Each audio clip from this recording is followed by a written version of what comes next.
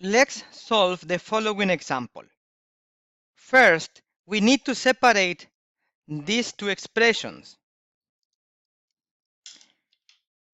This is 5x to the 1/2 dx and minus, because this is the sign that is in the middle, 2x to the minus 1/3 dx. In other words, you can think as this dx multiplying these two expressions. And then we separate them. The next step is to integrate each term. The integral of this expression is, first we write the coefficient, which is 5, and then the integral of the variable part. The integral of x to the 1/2 is x to the 1/2 plus 1, and we divide the coefficient by the new exponent, which will be 1/2 plus 1, minus 2x to the minus 1/3 plus 1. This means that we will divide this number by minus 1/3 plus 1.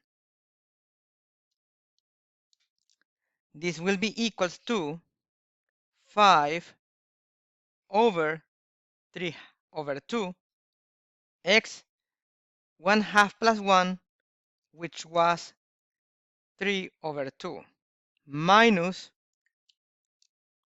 2 divided by 1 minus 1/3 is 2/3, x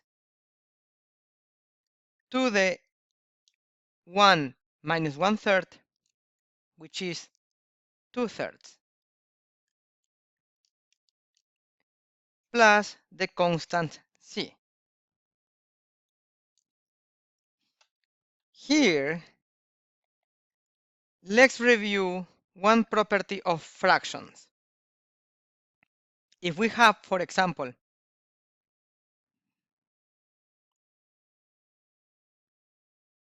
m divided by a fraction a over b, then this is the same as multiplying m by b over a. In other words, the multiplicative inverse. Let's apply that property here. This means that 5 divided by 3 over 2 is the same as multiplying 5 by 2 over 3.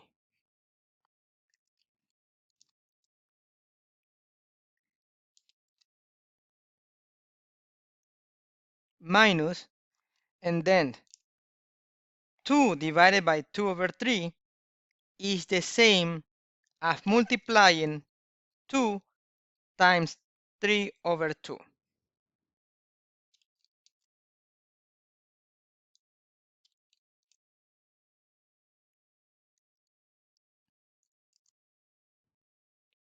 Notice something interesting.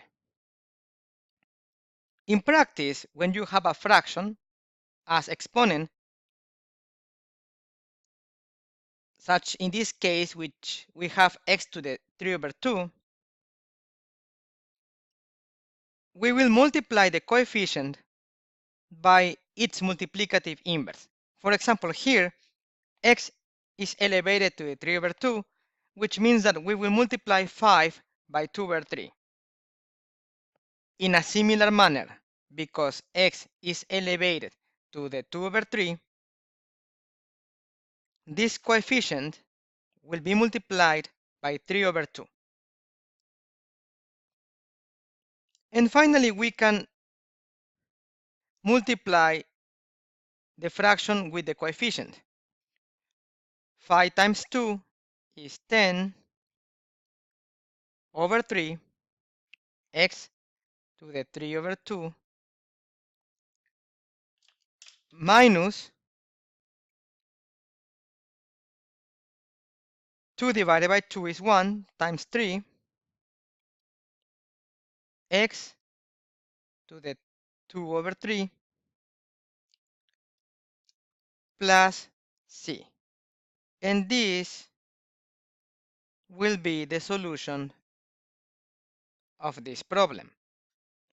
Notice that you can check your answer by taking the derivative of this answer.